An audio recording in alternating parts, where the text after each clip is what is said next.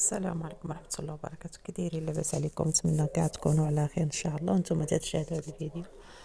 اليوم غنديروا هاد الطاجين ديال الدجاج، ونبداو على بركة الله. نبداو بالصلاة على النبي. اللهم صل وسلم وبارك على سيدنا محمد وعلى آله وصحبه أجمعين. ان شاء الله نبداو على بركة الله. نديروا الطاجين غير بالزيتون والحامض يجي زوين. نتمنى ان شاء الله تجربوه. درت البصله، شلطت 2 بصلات ودرتهم في الطاجين. دابا راه بديت نصور، ودرت قطعه تاع الدجاج نهار نحيد ليه الجلده. وهنا العطريه فيها الخرقوم، سكينجبير، فيها القزبر كارم، شويه البزار، الملحه وشويه البسيبيسه. درتهم هكا على هكا الوقت مرمدي داك الدجاج في الاقامه، ولكن انا كنت مسروبه صافي درت كل ولينا ديما مسروبين من الملحه.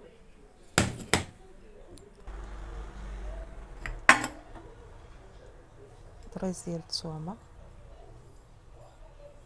درت واحد صافي، قطعته رقيق. وهنايا جويدات تاع القرفه، واحد مكعب ديال مطيشه طاحناها ودايرها في دوك المولات ديال الحلوه، وتنبقى محتفظه بها في الثلاجه، وشويه الربيع. كتجي ساهله. زدت القرفه، الواد، وداك المكعب ديال المطيشه والربيع، ونخليه يتقلى ناقصه البوطه حتى الحد، يعني طيب على خاطر.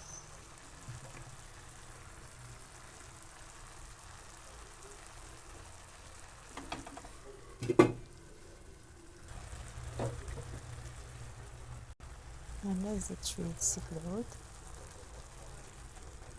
مكان الزيت العود يدير 1%. هنا نص معلقه ديال السمن،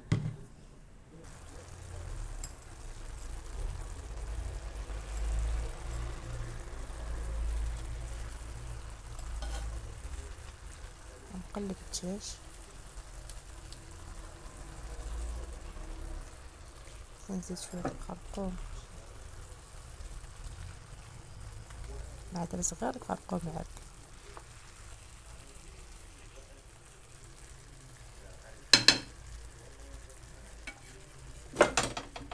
تسمع كان في الثلاجة يتقلى على خاطر. انا نزيد شويه الخرقوم،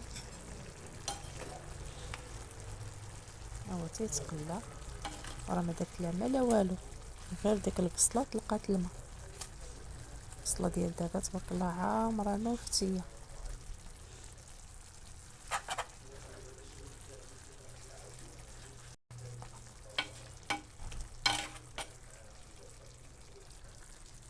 كتنقص البوطه، ما غادي يحرك ما حتى شي حاجه، ومفرشه كاع الطاجين، ناقصه البوطه صافي.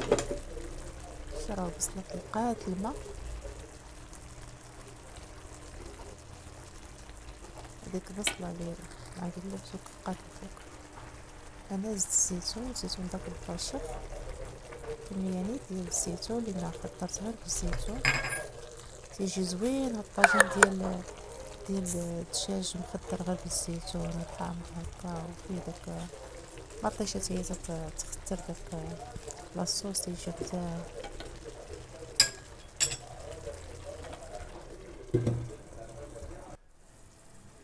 دابا راه طاب، حيدته فوق البوطه. شو باقي تيطبخ؟ الطاجين تيشد السخونيه. جا زوين ما شهيتكم فيه. قدميه مع شلاضه ولا مع بطاطا فريت. انا درتو غير هكا، ما درتو للعشاء، ما درت لا فريت لا شلاضه، غير هكا صافي.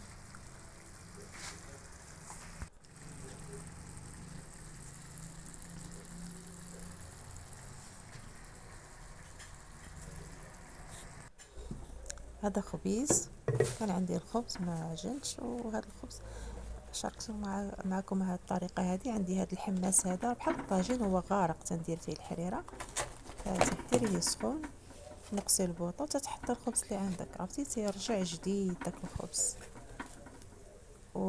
وصافي وتطفيه. وتخليه مغطي، واخا تخليه حتى ساعة المكانة تيبقى سخون. شوفي البخار طالع، رجع جديد الخبز بحال مسخناه في الفران. وصافي تتخليه هكاك في داك الحماس تيبقى شاد السخونيه.